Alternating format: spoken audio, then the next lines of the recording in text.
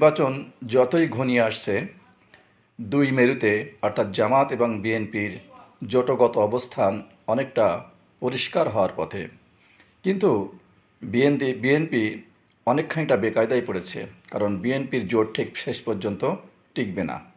কারণ আপনারা ইতিমধ্যেই লক্ষ্য করেছেন যে বিএনপির যারা জোটে আসছে তারা একটি আসনের চাহিদা দিয়েছে। সেই চাহিদার বিপরীতে বিএনপি কিছু আসনে জোট সঙ্গীদেরকে গ্রিন সিগন্যাল দিয়েছে। কিন্তু প্রতিবন্ধকতা হলো বিএনপির ওই আসনের প্রার্থীরা কোনো অবস্থায় ছাড় দিতে নারাজ।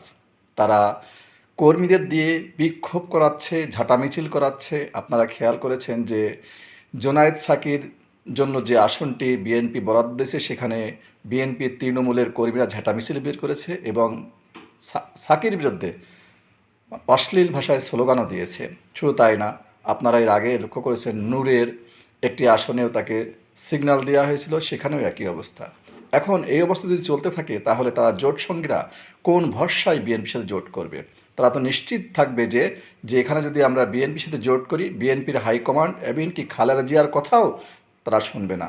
হয় তারা বিদ্রোহী প্রার্থী হবে অথবা অন্য কোনো প্রার্থীকে ভোট দেবে। সেই ক্ষেত্রে তারা হারার সম্ভাবনা শতভাগ। সেই জন্য বিএনপির জোটে তারা না থাকার সম্ভাবনাই বেশি। সেই ক্ষেত্রে নতুন একটা জোট আসার সম্ভাবনা অনেক বেশি।